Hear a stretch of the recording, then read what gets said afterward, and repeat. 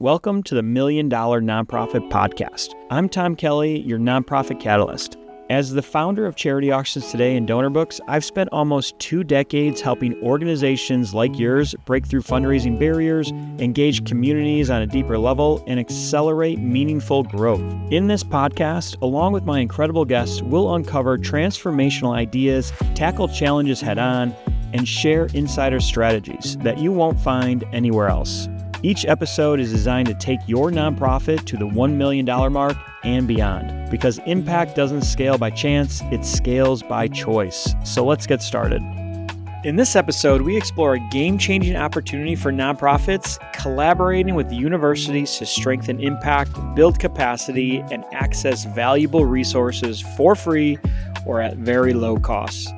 Dr. Elizabeth Searing, a nonprofit management professor, and Salman, a second-year PhD student, break down how nonprofits can leverage university partnerships for internships, fellowships, research projects, and strategic support. We discuss the common misconceptions about working with universities, why most nonprofits aren't reaching out enough, and how to navigate academic partnerships effectively, even if you're a small nonprofit with limited resources.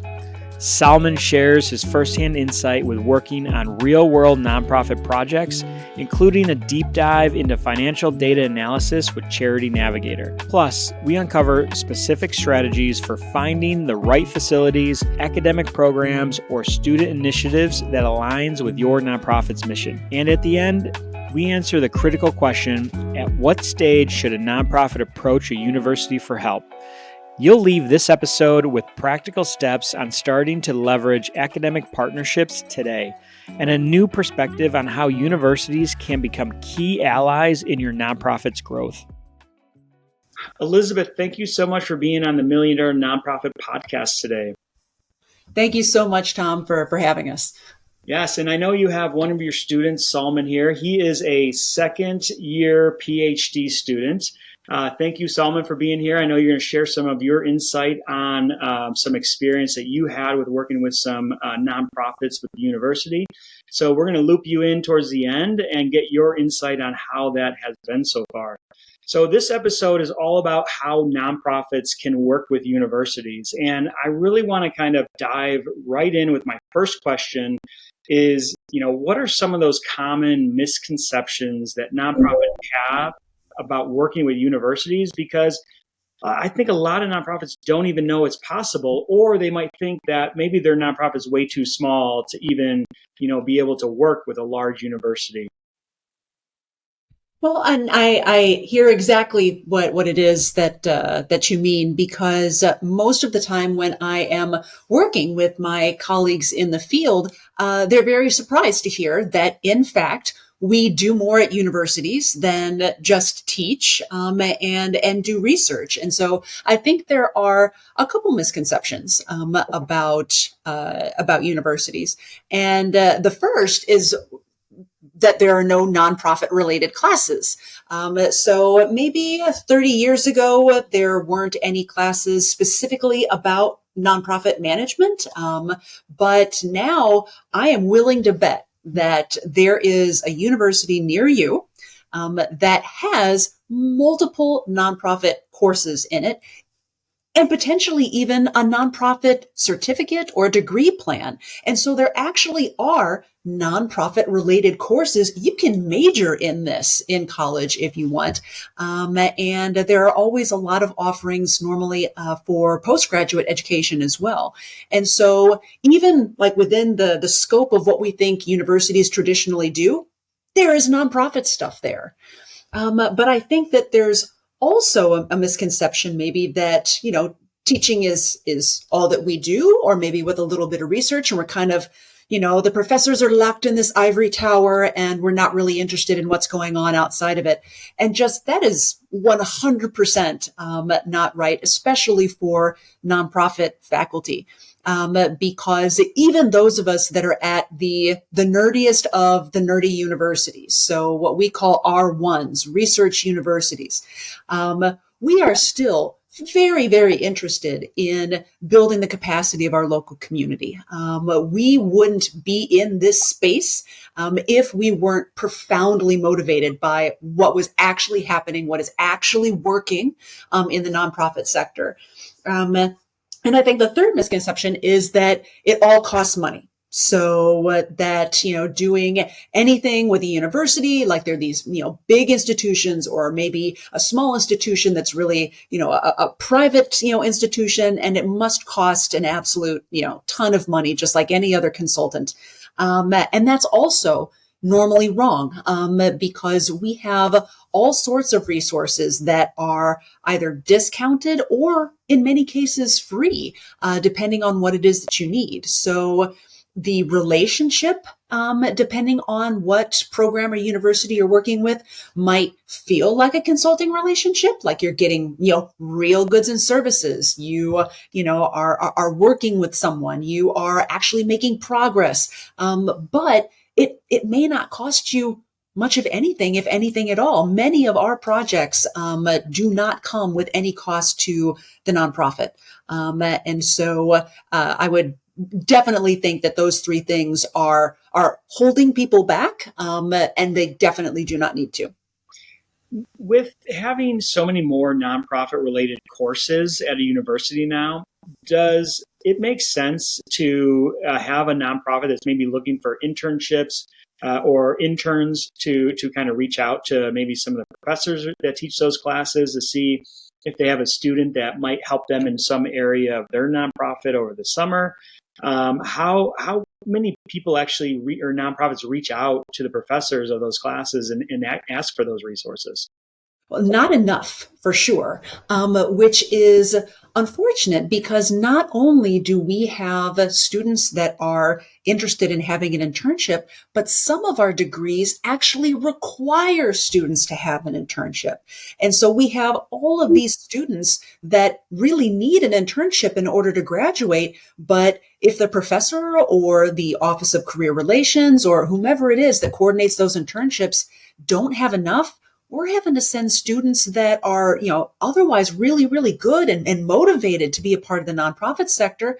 And we're having to send them over to the private sector just because we don't have enough internships. So I think there's definitely a supply of students that that are there and available and potentially need to work for nonprofits. So definitely do not let that hold you back. But I also want to mention that even though internships are kind of the first thing that we tend to think about in terms of what is available for nonprofits from universities, that's really only the tip of the iceberg. So yes, there are internships there so that you can have a student, one or more, come and serve as an intern for a semester or two at your nonprofit. But there are also normally a lot of other options. So, for example, there are fellowships. So that is when a student is potentially paid money in order to not be an intern, which can be kind of free form, like they show up and, maybe they're helping with social media, maybe they're doing something else. Intern is more almost like an employee. For fellowships, those tend to be very project focused. And so if you have a specific project that you want done, there may be a fellowship program at the university that would, fit your need perfectly. There's also class projects. And so some faculty use what's called experiential learning or service learning. And the key to this type of teaching is being able to work with a nonprofit organization actually during the course of the semester. So it's kind of like if you ever get your hair cut or anything like that at a barber school, where it costs a little bit less, but you're part of the learning process. It's kind of like that. So like when I teach strategic planning, I always make sure that as I'm teaching the students what it's like to go through a strategic plan, step by step, what it looks like, we are always working with one or more nonprofits who are also interested in having a strategic planning experience. And so depending on how well your needs fit what it is that is happening in that class, you might have access to a whole bunch of students and not just one intern. And then there's also being able to research with faculty. So they're depending on what your question is, what it is that the faculty person is working on. They are normally very interested in data. Like some faculty want to be paid in money. A lot of faculty, maybe like me, enjoy being paid in data because data is what helps generate that research that pulled us into, this particular line of work in the first place.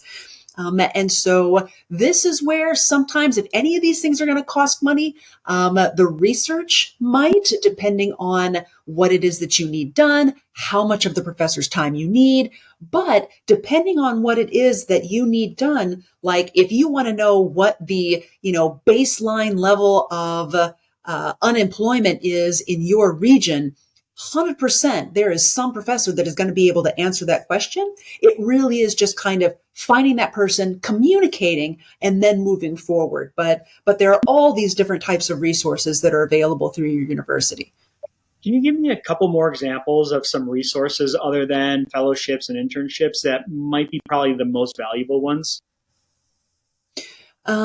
So I can give you some examples of what these can be like, because I think that those are kind of flexible. Yeah. So like the Connect Fellowship is something that we have at University of Texas at Dallas. And what these are, they are totally free to a nonprofit because we have our own funders for that program. And it is a single graduate student that is matched to a single nonprofit that has submitted a data-related project. And so our most requested project, our most popular item on the menu is a 3-step process that starts with a logic model and then moves into a data metric assembly and then a data plan. So it's built around being able to help a nonprofit understand what data it needs to collect and actually in order to actually prove that it is making an impact. And so we run between 5 and 10 of these projects every semester. I would say about half of them are that logic model data plan kind of combination. But the key to the Connect Fellowship is that it is about anything data related. And so we also have really, technologically sophisticated projects. Like we worked with an organization out of Guatemala that put together a real-time kind of map that looked at where there were different types of clinics, both from the nonprofit and from the government, in order to better serve the needs of the individuals that were on the ground and looking for that type of medical care. And so which projects move forward kind of depend on what the strongest match is between the two of them. And just a shameless plug here.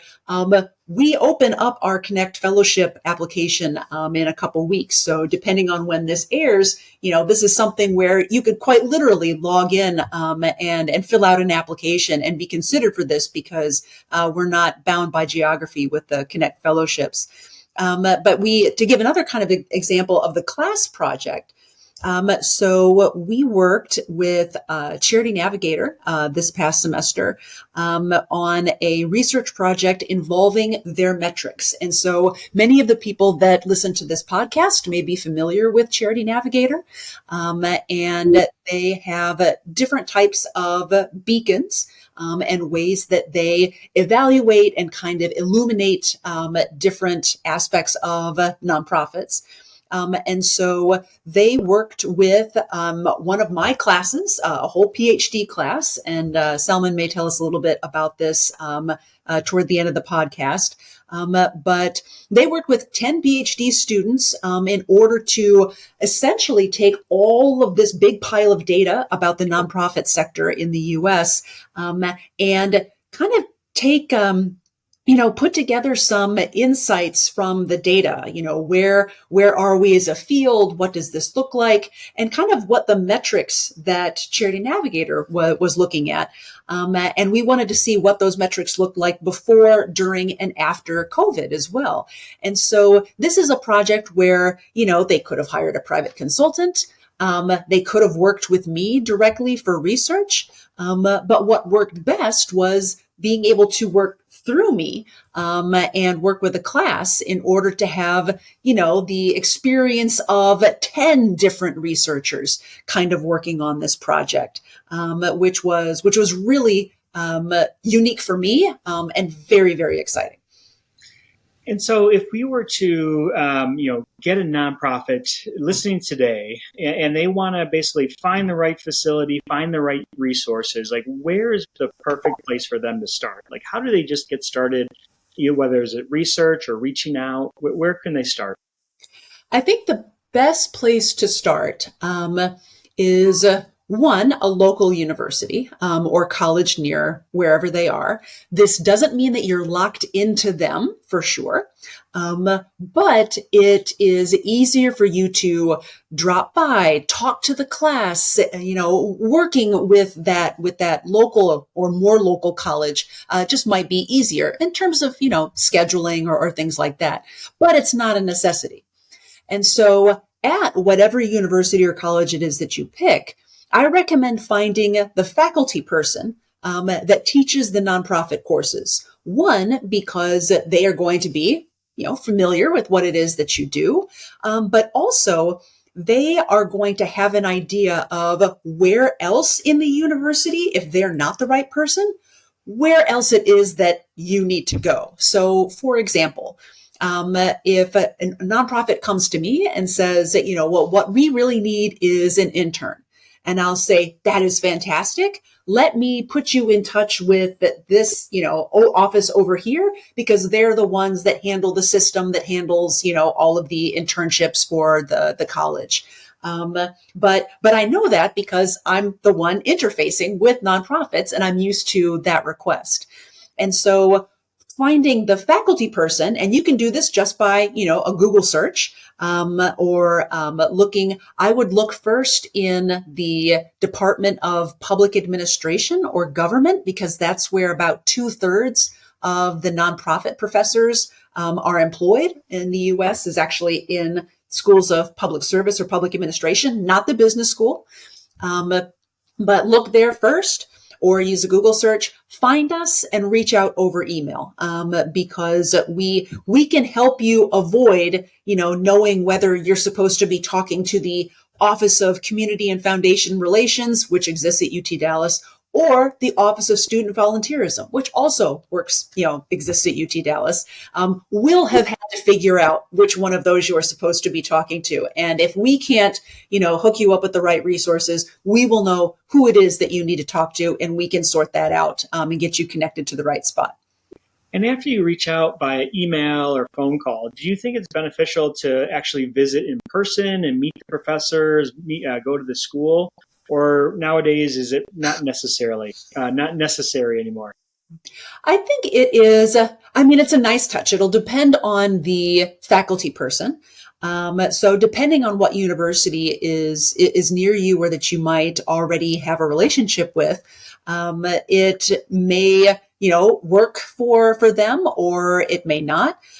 So for example, many of the graduate classes I teach right now are online and asynchronous. So that means that we are most of the classes are on Zoom or Teams, and we actually don't even meet at the same time. They're watching my lectures or getting together in groups and things like that. So having a traditional, guest lecture or classroom visit would be really kind of hard for me. And so I'll record different conversations with the nonprofit partners that we work with.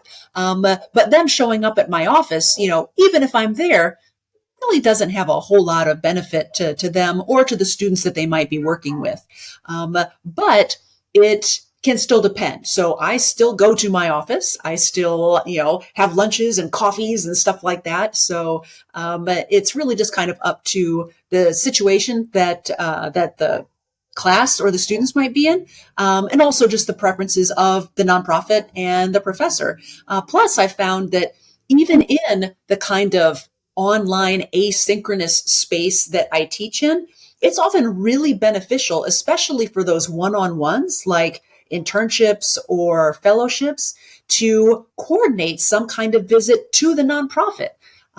Because that just gives a whole lot of insight to how things run on a day-to-day basis. And a lot of times that's what my students are being brought in to do, is kind of, sort things out, put that logic model together. And so we're normally more than happy to come to the nonprofit, in addition to anyone from the nonprofit coming to us. Yeah, I can see that going to the nonprofit is pretty much a necessity, especially for these students to see the facility, meet the people, meet the founders, the volunteers, the people that they help, so that they can, one, get exposed to that experience, but then just learn more about the mission, right? So, what do you feel are the best strategies for identifying the right facility or academic program that aligns with the nonprofit's mission? Well, I think there are a couple thoughts here. The first is to kind of have an idea of what you want ahead of time. So it can be tempting, especially if you're a small nonprofit, you're overwhelmed, to just kind of show up and say, hey, professor, I need help. It may feel like that opens the possibilities, but it's kind of difficult, because especially if you haven't talked to this person before, they may not know what it is that you need. So I would say have an idea of what you are shopping for. It's like going to the grocery store. You always buy all sorts of stuff maybe you don't need. If you show up at the grocery store, you don't know what you want and you're hungry. So don't show up at the professor's office if you don't know what you want and you're hungry. Otherwise, you might be walking out of there with impulse purchases that, you may not have intended. So I would say have an idea of what you want ahead of time, but also kind of know what resources you have to engage with it. So earlier I mentioned that this was kind of like a consulting relationship. Regardless of whether you're paying for it, you're still working with someone else. And so be sure that you have the time to devote to it, depending on what it is that you are looking for: internship, research, partner with a class. That'll have an influence, but in my experience, the projects like this that are the most successful are ones where you've got, an hour a week or every week or two, just in order to maintain that relationship and kind of keep things going on track.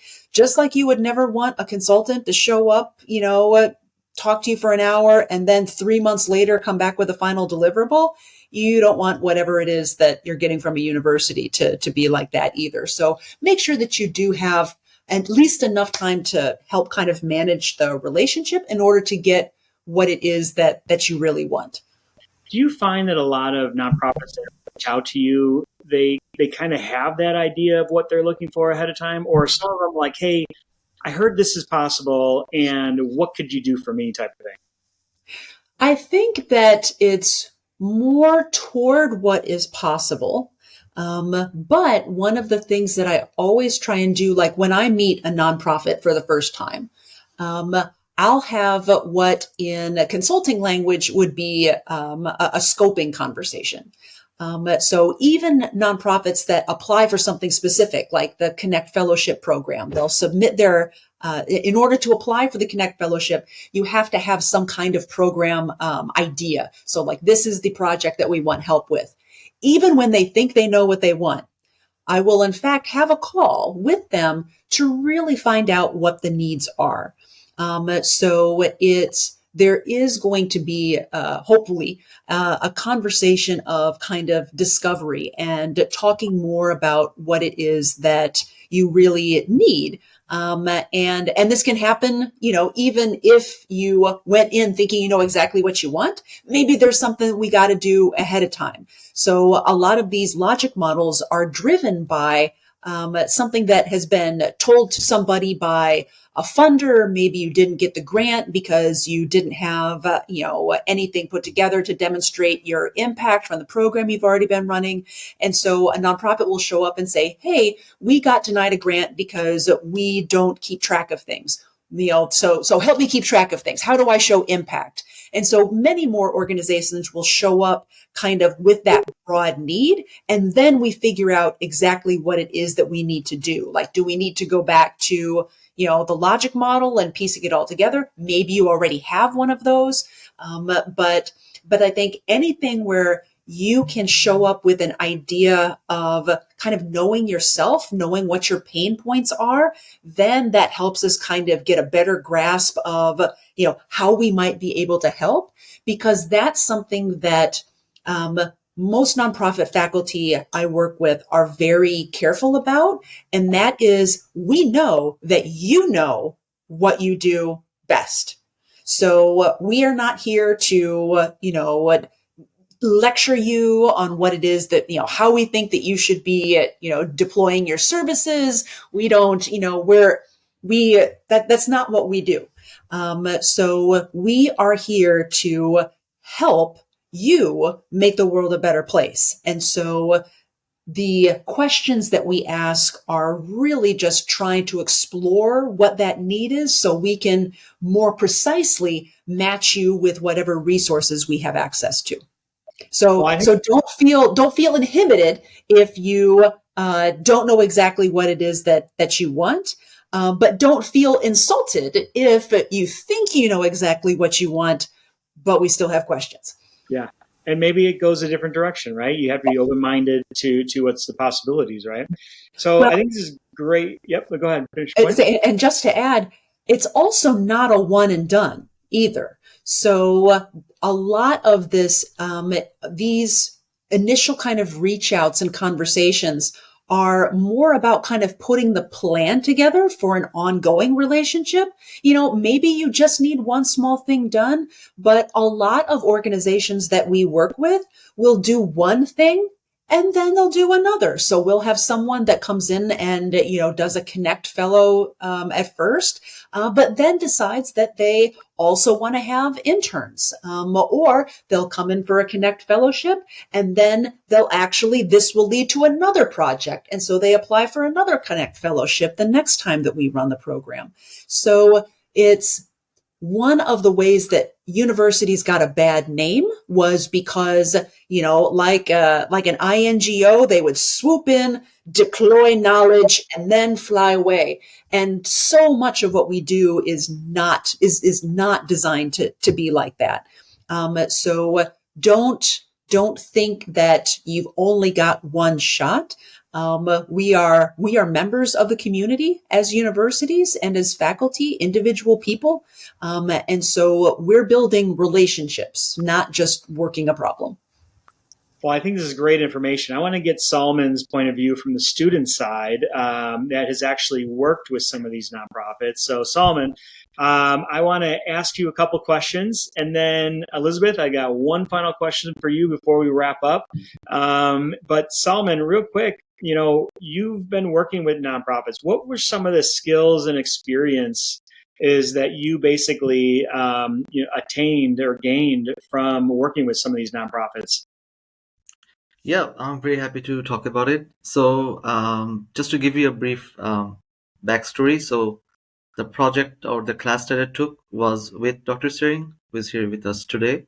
And we primarily worked on a project which was given by Charity Navigator to help analyze and refine some of the metrics that they were working on their beacons. If you are familiar with it, that's how they name it. So me and a group of two other PhD students, we primarily worked on the financial metrics. And the skills that I learned was really valuable because this is one of the class that I will remember because how, like the bridge, when you're working on something and you feel like you're contributing to a real world problem, that really helps you understand or helps you encourage to or motivated to work more towards it. So I would say the primary work that I did there was mainly, first of all, gathering data from IRS 990. We cleaned the data, we analyzed it statistically, and then also we provided some insights or some recommendation to Charity Navigator, what different metrics might work and how those are compared to each other. So it was a really great opportunity to apply some academic theories to real world challenges. And if I could talk a little bit more about the skills that I learned, um, one thing I would say is that the application of working with the financial data in the statistical softwares really helped me learn about this software, as well as learn about how the financial world really works in the nonprofit sector. And at the same time, I would say the primary benefit of really working for a nonprofit, in compared to just working like a theory based class, is that you feel motivated, you feel really encouraged that you're contributing to something, and it might have some implication towards that for the nonprofit to refine their metric.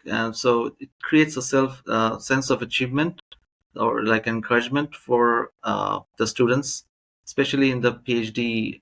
Since we're doing a PhD, it might help us to bridge that gap between the practitioner and the academic world.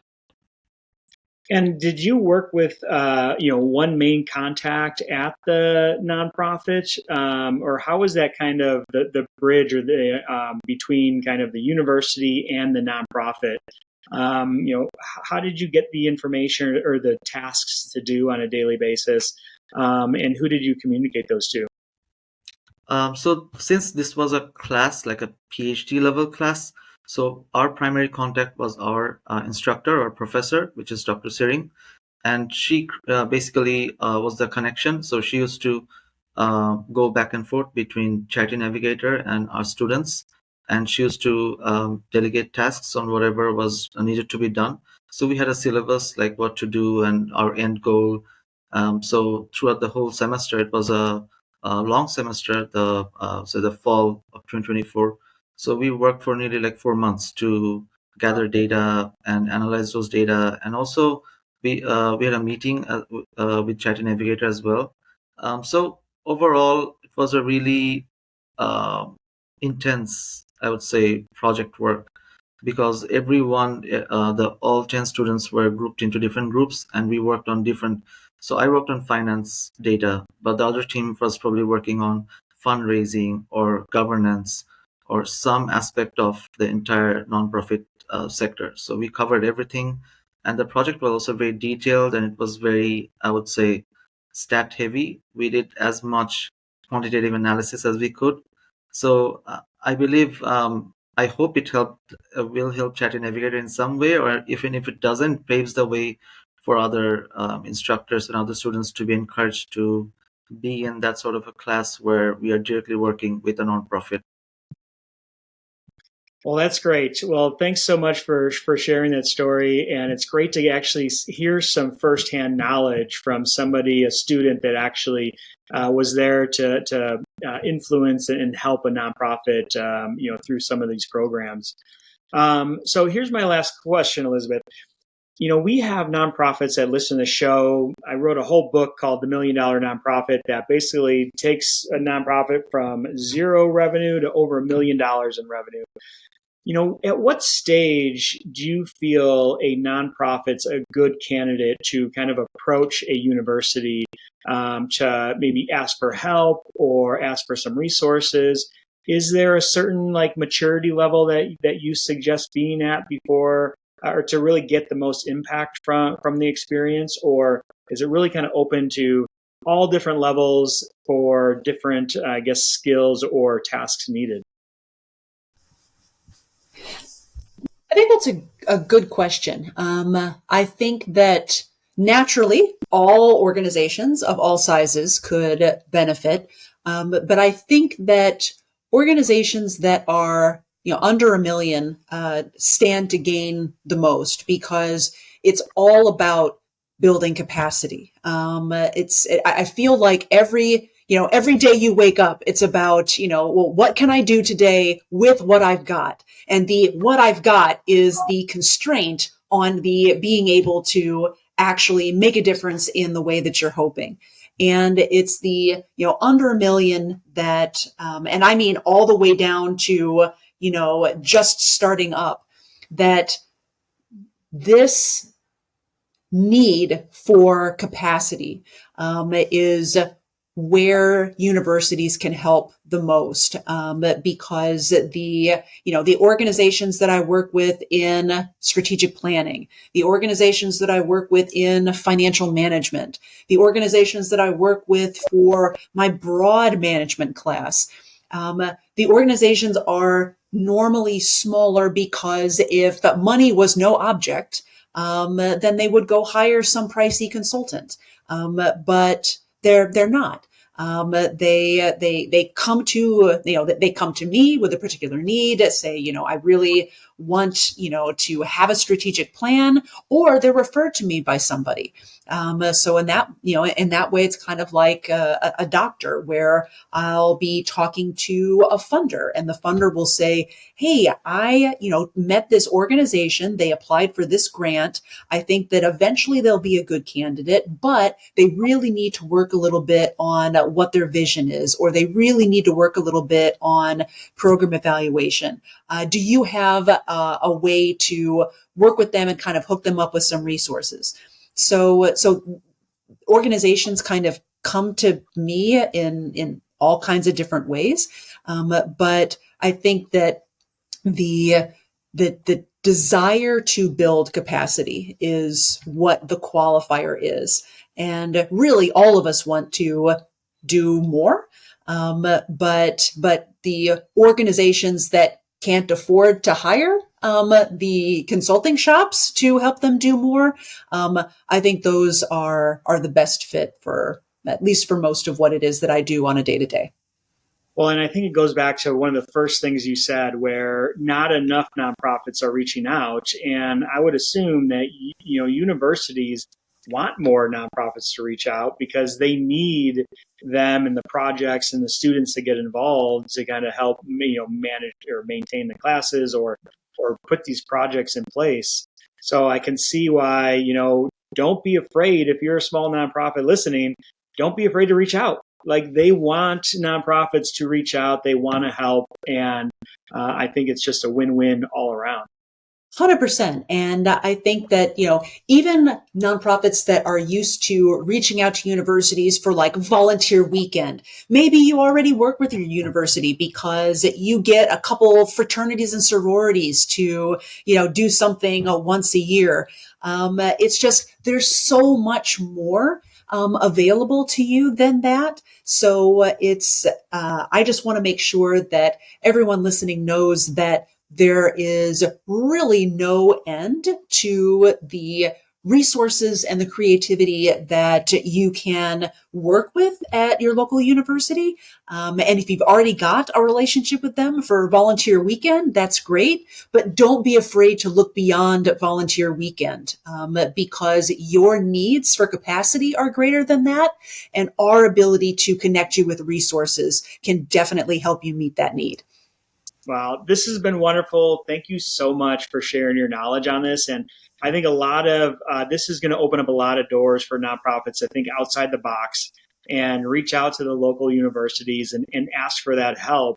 And even if you don't know what to do next in your nonprofit, I guarantee somebody at the university can kind of help you. And even if it's just a student coming in and doing a strategic plan for you, I think that will, one, put you on the path to success.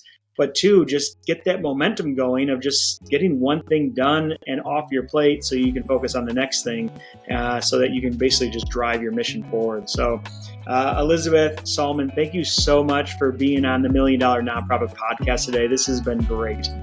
Thank you again for having us. This has been fantastic. Thank you.